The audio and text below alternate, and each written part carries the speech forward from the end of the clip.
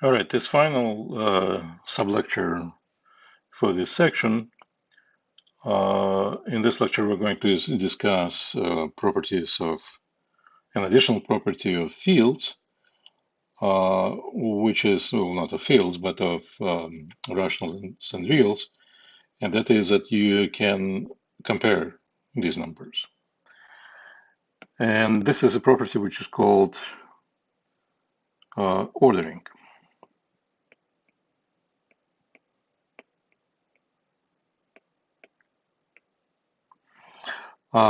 Basically, in Q or R, any two numbers can be compared.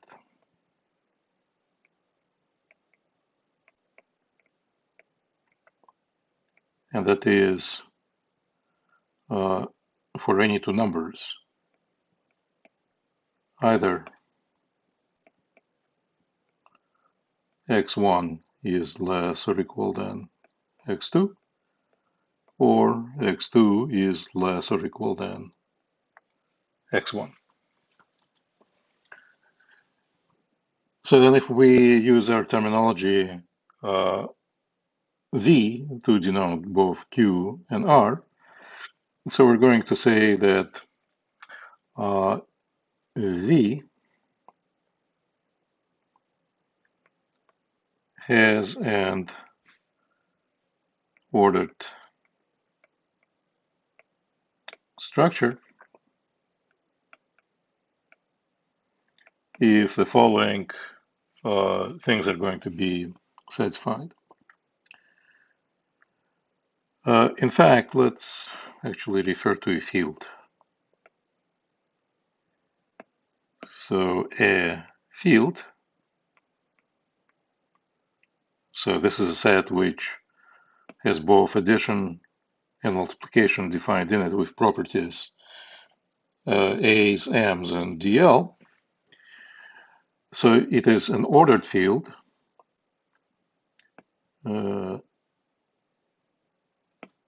So V is an ordered field if the following things are true. And again, it is going to be a set of axioms. Because it's ordering, we're going to denote them by O's. O1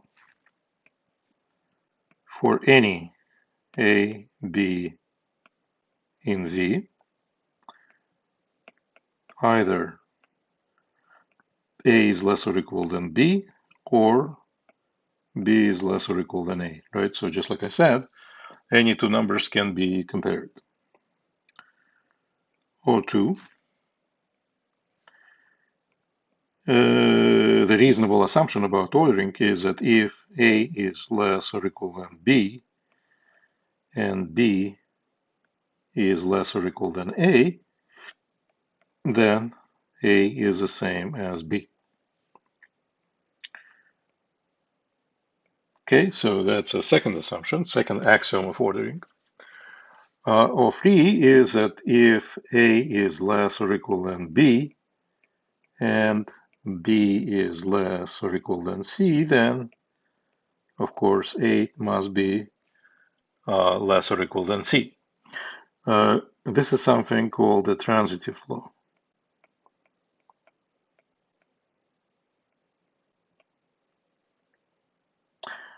O4.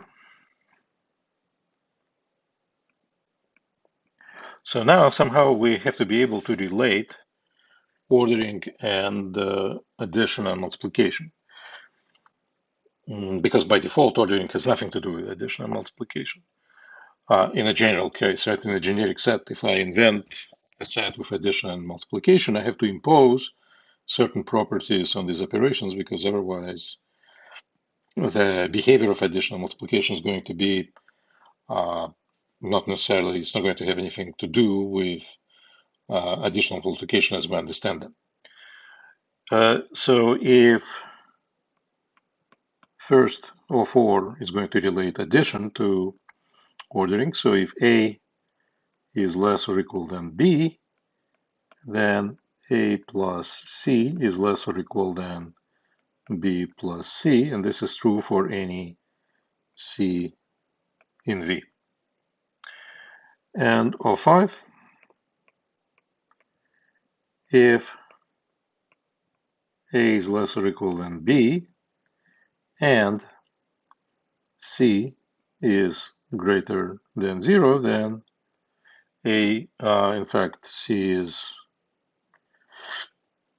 let's do something here. Let's try to use less or equal sign for now, because we have not really defined what greater or equal is yet. So, and C is greater than 0, so 0 is less or equal than C, right? It's the same thing as saying C is greater or equal than 0, then if we multiply both sides of inequality by a positive, we expect that the sign of inequality is going to stay exactly the same. So those are axioms of ordering.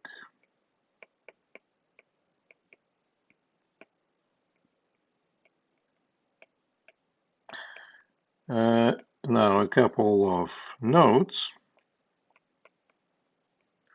If I have ordering defined like this, with a less or equal sign always, then we're going to say that B is greater or equal than A. What does it mean? It means that A is less or equal than B. Right, so that's the definition of B being greater than A. We would also say A is less than B if A is less or equal than B and A is not equal B. And likewise, we will say that A is greater than B if B is less or equal than A and A is not equal to B. Right, so once we have less or equal defined, we can define all other possible inequality signs. Okay, so then if we have this ordered field structure, then clearly this only lists two properties that relate ordering with addition and multiplication. So everything else that is true about the interaction between addition, multiplication, and ordering, then we'll have to follow from these minimal set of assumptions or axioms. And with this in mind, let's prove the following statements. So it would be another theorem, but it will concern ordering. So we have the following theorem.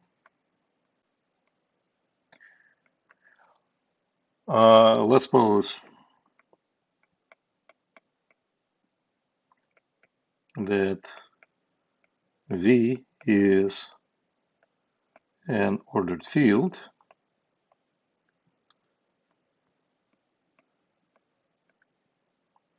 and whatever letters I'm going to use in the equivalence inside this theorem are elements of V. So A, B, C, whatever, all of these guys are meant to be in V. So we have a theorem like this. Well, I don't have a theorem yet.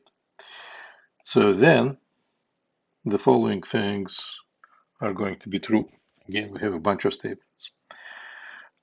Statement number one, and maybe actually let me label it differently. Let's say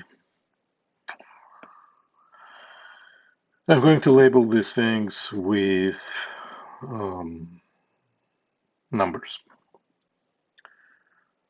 So then one, if A is less or equal than B, then minus B is less or equal than minus A. Obvious property, but again, we have to prove it. And number 2, if A is less or equal than B and C is less or equal than 0, then of course BC is less or equal than AC, right? Multiplying by a negative number, non-positive number, will switch the sign of inequality. Number 3,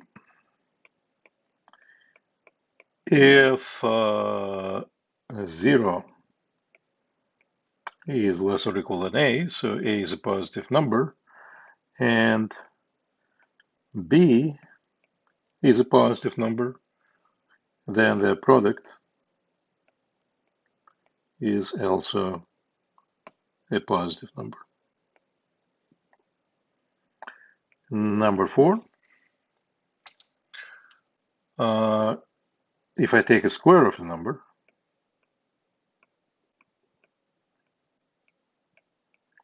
then it is always non-negative.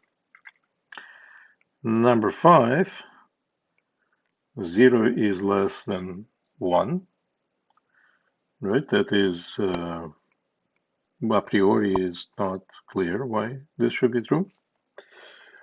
Number 6, if A is greater than 0, then so is A inverse.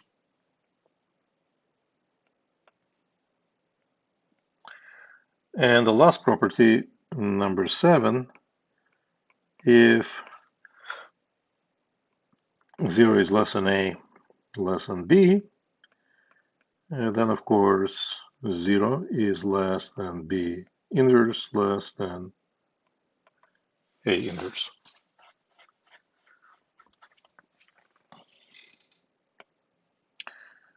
All right, so we have these, again, obvious statements, and we have to do something to establish that they're true. So for that, we need to prove all of them. And again, I will prove just some, not all.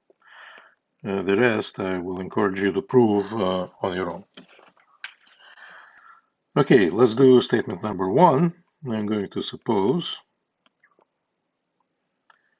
that A is less or equal than B, and logically I have to establish then that minus B should be less or equal than minus A, again, keeping in mind that the only things that I have available to me would be axioms of a field, A, M, DL, axioms of ordering, and the previous theorem that I proved, which established a bunch of additional properties of addition and multiplication. Okay, so somehow I have to flip the signs here. One way to do it would be, of course, to multiply by minus 1, but I at this point have no idea how to multiply things by minus 1, so that's not going to work. Because if I go back to my axioms of ordering, what do I know? I know that I can add the same number to both sides of an inequality and it will remain true. And if I multiply both sides of inequality by a positive number, then the inequality remains true. That's it. I know nothing else. In particular, I don't know how to multiply something by a negative number. I'm only being told what to expect when I multiply things by a positive number. Let's see. So, because I cannot, in this case, I don't need to multiply in this case, actually, and I cannot multiply by minus 1. That means that I have to use the property which relates ordering with addition. So let's do this. So A is less or equal than B by, how can I switch A to minus A? Basically, the only thing I can do is to add minus A to this and hope for the best. So by property A4, there exists minus a in V such that a plus minus a is equal to 0. Okay, so then also, so let me just rewrite this. A less or equal than B, that is what is given to me. Then what I'm going to do, I'm going to use the property O4, I believe, yeah, which allows me to add the same thing to both sides of inequality. So I'm going to use that, and I'm going to add minus a to both sides. So then I have a plus minus a should be less or equal than b plus minus a. So this is from O4. And then, therefore, just emphasizing this again, right, that I have this by A4. So then by A4, it follows that 0 is less or equal than b plus minus a. Fine. So what can I do with this? So actually observe one thing, that at the end of the day, I want to have minus a on the right-hand side, and I already got minus a on the right-hand side. And another thing is that I don't have any a's on the left, and I don't have any a's there anymore. Okay, so then I can use A4, which guarantees that there exists now minus b. And I can use again O4, which allows me to add minus b to both sides of this inequality now to get 0 plus minus b is less or equal than b plus minus a plus minus b. Okay? All right, but then if I look at the right-hand side, at the left-hand side of this expression, I can rewrite the left-hand side by I can use a commutative law, A2, twice actually, to do the following. I'm going to rewrite the left side of the expression as minus b plus 0. And on the right-hand side, I have b plus minus a, which I can write also as minus a plus b plus minus b. Right, so I use the commutative law for addition twice, once here and once here. All right, what follows from this? I can use the existence of 0, additive 0, which is A3, which tells me that minus b plus 0 is minus b. And this is less or equal than, I'm going to rewrite this, minus a plus b plus minus b. And then here I can use the associative law for addition, A1, to have that minus b is less or equal than minus a plus b plus minus b. But now, existence of the additive inverse, A4, allows me to express b plus minus b as 0. So this means minus b less or equal than minus a plus 0. And then lastly, A3 tells me that if I add 0 to a number, I'm going to recover the same number. So this means that minus b is less or equal than minus a, and that's what I had to show. So I did not use multiplication by -1. Actually, I proved, in fact, that if I multiply both sides of inequality by -1, then the sign of inequality must switch to the opposite. Right? So I used addition to establish multiplicative result, essentially. Another thing that I will ask you to understand here is this again. The outcome of this calculation is absolutely obvious. But at least in this section, what I want you to do, I want you to proceed very carefully, and every step in this calculation has to be justified. It has to be justified by either axioms or prior results that we have already established. Next item is going to be 2. And so in 2, we're going to assume that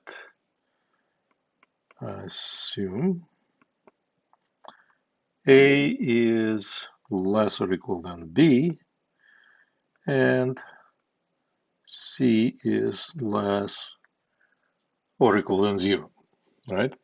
And I want to be able to multiply both sides of this equation by C, but I don't know how to do it, of this inequality by C. But I don't know how to do it because the only thing that I know is that if I multiply both both sides of inequality by a positive number, then the inequality, sign of inequality remains the same. So somehow, again, I have to use the properties that I already know to figure out what to do here. And certainly I'll have to use the last ordering property, which tells me how to multiply an inequality by a positive number. So let's see, I don't know how to multiply by a negative, but I know how to multiply by a positive. So the first step, I would want to modify C in such a way so that it becomes a positive number. Well, so I have that C is less or equal than 0.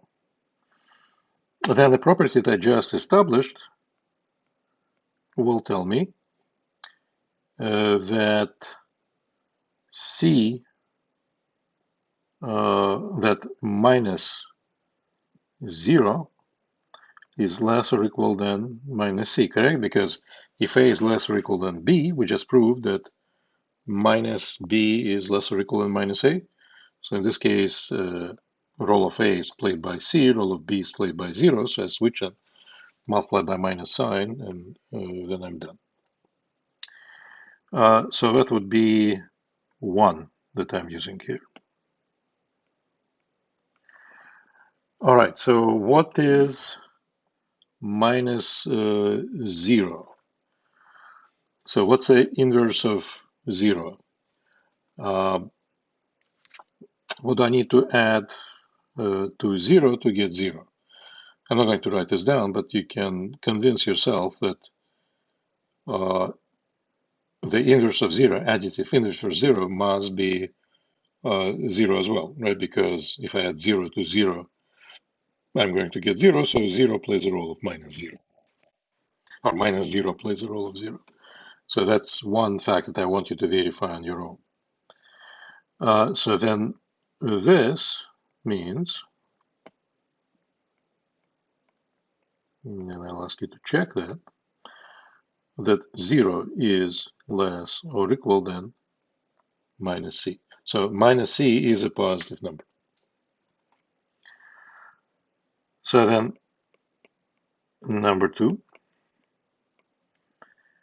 I go back and I know that A is less or equal than B.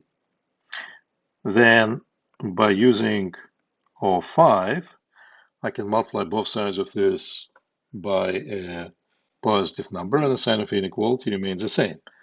So A times minus C is less or equal than B times minus C.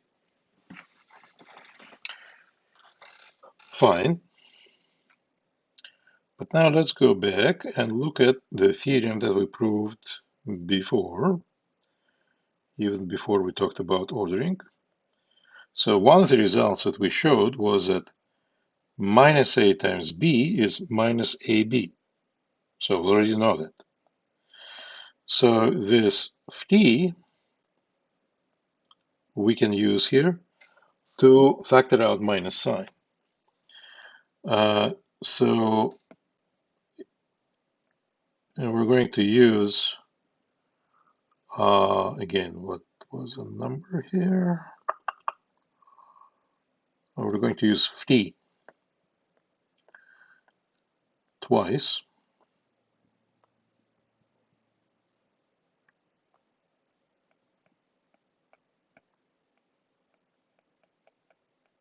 And we also need to remember that in phi actually have minus number times a number. Here I have number times minus a number. So I need to use a commutative law twice. So that's m2 times 2. And that will show me that minus CA is less or equal than minus CB. Okay? Fine, but if I have minus a number is less or equal minus another number, then again, by property number one, right? By property number one, I'm going to have that if I multiply both sides of this inequality by minus sign, then it is going to switch again. So then minus CB must be less or equal than minus CA. Another thing that I want you to check, okay, so this is again property that we just proved, number one. Another thing that I want you to check is that minus of a number is a number itself. So again, check. Verify by using properties that we know already. So minus CB must be CB, and minus CA must be CA. So we have that, and this actually is the same thing, again, by the commutative law, which is M2 applied on both sides of this inequality. This means that BC is less or equal than AC. Well, let's see if that's what we wanted to show. BC is less or equal than AC, right? So that is done. All right, so number 3.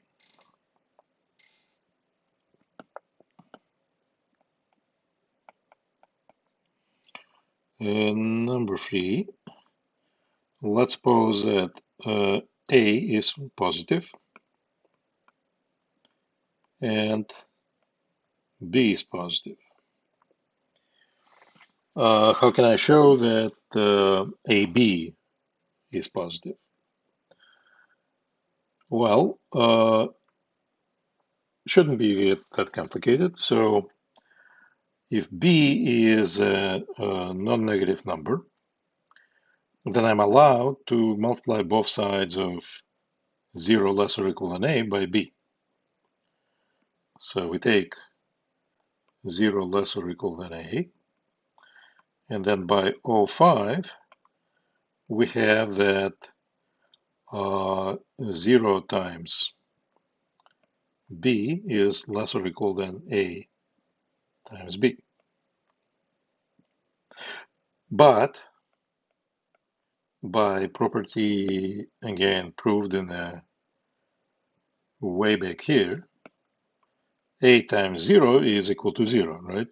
So if I have A times 0 or 0 times A by commutative law, that is the same thing, and that is equal to 0. So what we get is 2.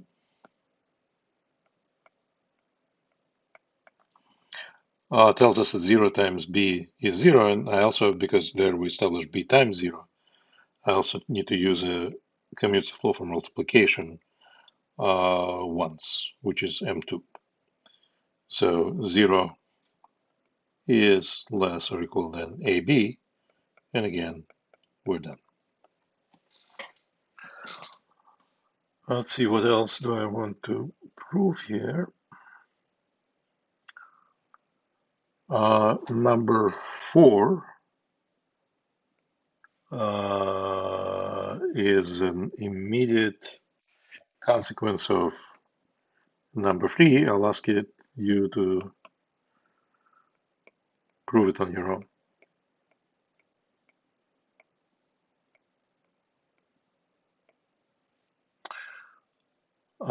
Number 5. Number 5, again, prove on your own. Try to do this, and we'll discuss it later on if you still have any questions. And I'm going to do number 6, and again, number 7. I think it might be in the book, so you can check it there. So let's do number 6. Okay, so I have that A is positive, so suppose 0 is less than A. So A is positive. If A is positive, then A is not equal 0, right? And if A is not equal to 0, right, just by definition of less sign, A is not equal to 0, so by M4, I believe, there exists a multiplicative inverse. There exists A inverse such that A times A inverse is equal to 1. Right, so we have this. How should we proceed?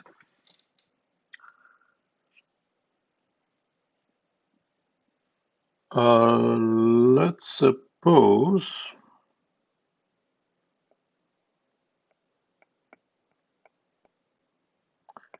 that instead A inverse is not greater than 0. So if it is not greater than 0, it must be less than 0, right? Less or equal than 0. So A inverse is less or equal than 0. If it is less or equal than 0, then by property number 1, again from this theorem, we have that 0 is less or equal than minus A inverse, right? And so what have we got? We got that 0 is less or equal than minus A inverse. And at the same time, 0 is less than A. So A is positive, and A inverse minus A inverse is also non-negative. Well, but then if I have two non-negative numbers, the property, let's see what it is, the property phi from here, product of two non-negative numbers, must be non-negative. So then by phi,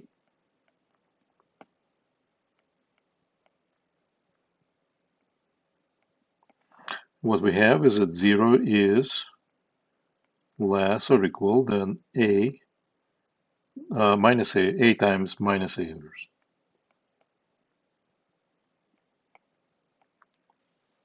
Okay.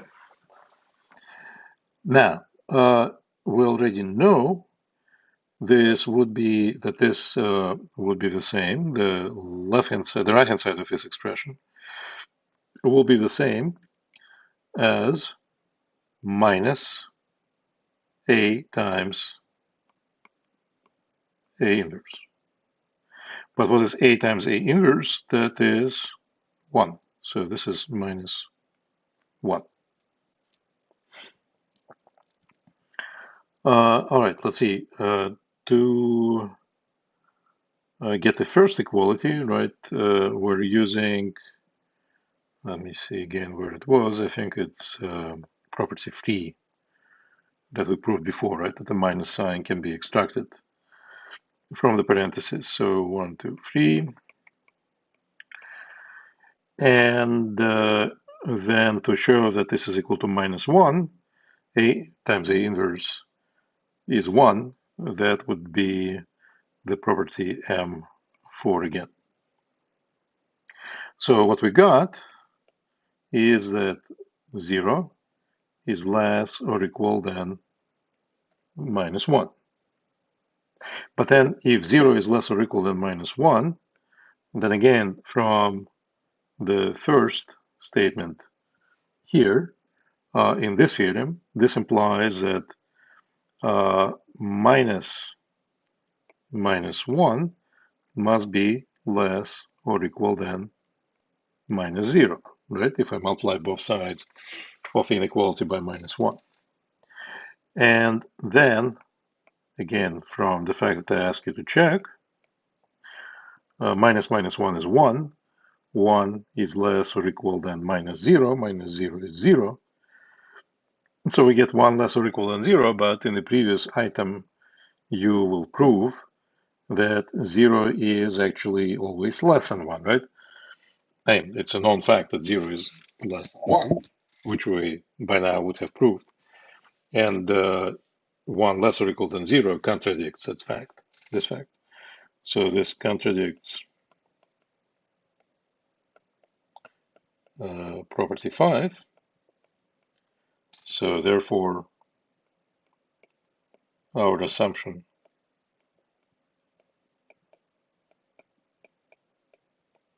that that we assumed here, that A inverse is less or equal than 0,